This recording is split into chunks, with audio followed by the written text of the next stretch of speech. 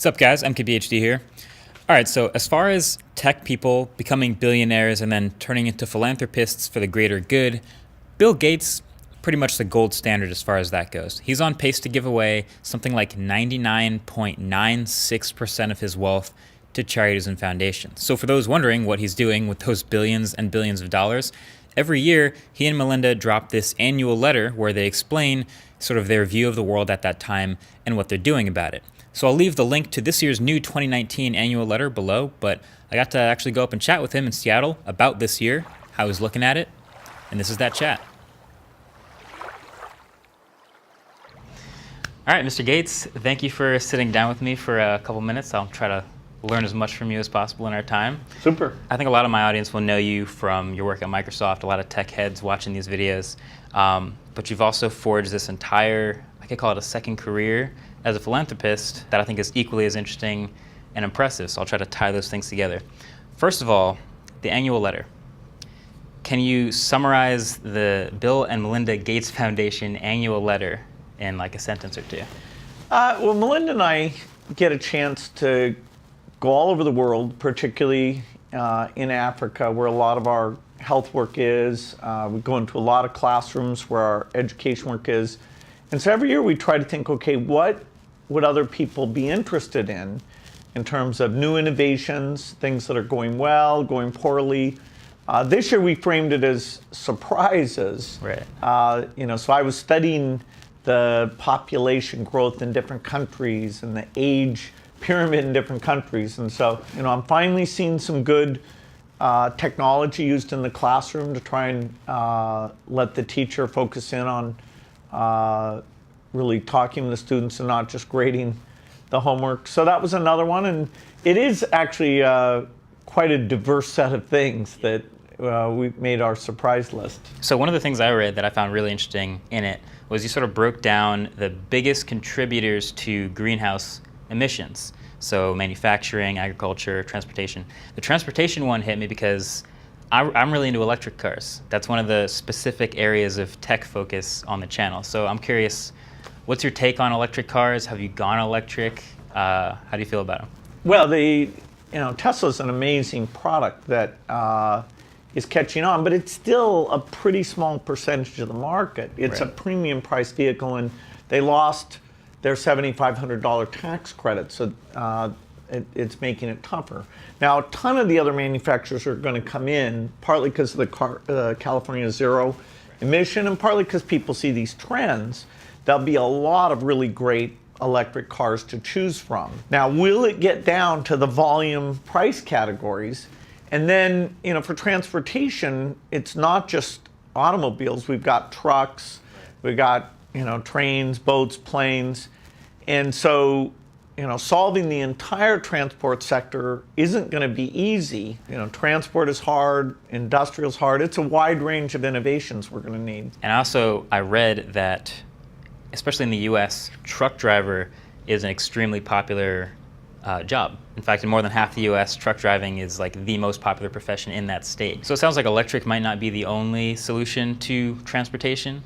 Well, the passenger car, the power output you need is lower than for a truck. So eventually batteries might work for a truck, but it's a far more difficult problem because just the weight is a lot higher there. Even those passenger cars, one thing to be careful of is unless the electric sector has gotten to zero, the electric car is still an emitter because of the indirect emissions from the electricity it uses. Right. And so only in the places where you both get the electric cars to be a high percentage and you get the electric sources to be zero emission, then you've got that passenger transport car piece getting near to zero. So that's the goal. The AI conversation seems like it's kind of hard to ignore it in 2019.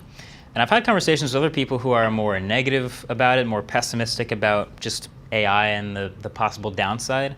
I'm curious if you're more optimistic about the upside of AI or uses for it or ways to possibly make an impact in what you're trying to do. Well, AI is allowing us to make advances in fields that are really important. Like understanding the biology of the human body. It's super complicated. And so if you look at all the data you gather, because the sensors are getting better, trying to understand, okay, how do we help people with obesity? How do we take cancer? Where is the point you want to interfere? Even the one that's really difficult is the brain is so complicated that we don't have drugs for Alzheimer's and Parkinson's. And so if we want to, not just people live longer, but them to live really quality years and not have the medical costs be expanding, that's an area AI, people feel like, yeah, I'm not against that. So see, it definitely has a lot of upside as far as helping to research certain things, helping to find patterns that a human necessarily wouldn't have picked up, things like that. So in medical fields, it's useful. So I agree with you on that. I'm really happy about that. If you could give a couple short bits of good news, some good progress you've observed that some people might not know about, to sort of counteract the bad news everyone seems to hear about, what would you say? Yeah, we used to have 10% of all children born would die before they reached 5 years old. That number is now 5%. And with the right innovations, we can get it by 2030 to 2.5%. So we've gone from 12 million we're dying to now 6 million.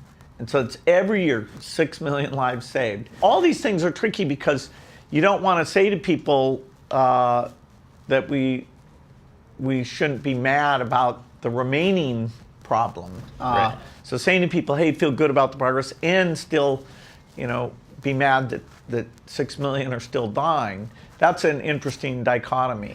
It's a good perspective to have, because you have to be proud of the progress that's been made, but you still have to look forward at all the work yet to be done.